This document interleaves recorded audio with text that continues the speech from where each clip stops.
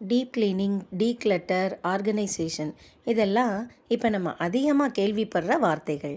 இது ஆனால் நமக்கு ரொம்ப பரிச்சயமானது, பழமையானதும் கூட.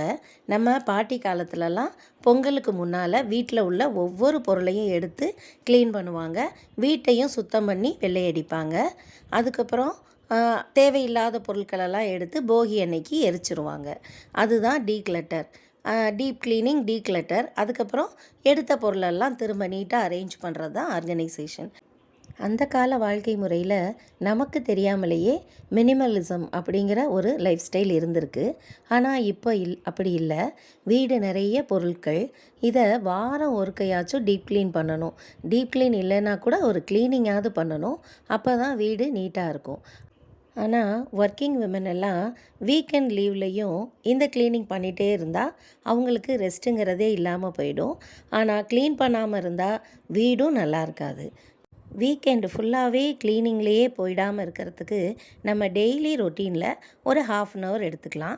ஏதாவது ஒரு இடத்த நம்ம சூஸ் பண்ணிக்கிட்டு அதை நம்ம க்ளீன் பண்ணணும். அப்படியே நம்ம ஒரு ரொட்டேஷனில் வந்தோன்னா டீப் க்ளீனே நம்ம வீட்டுக்கு தேவைப்படாது. இதை கன்சிஸ்டண்ட்டாக நம்ம செஞ்சுட்டே இருக்கணும். கரெக்டாக 1/2 hour மட்டும் செய்யுங்க. ஆர்வக்கோளாறில் 1 hour 1.5 hourலாம் செஞ்சோன்னா ரெகுலராக நம்மளால் அதை செய்ய முடியாது. ஒவ்வொரு நாளும் சின்ன சின்னதாக எப்படி க்ளீன் பண்ணுறேங்கிறத நான் அடுத்தடுத்த வீடியோவில் உங்களுக்கு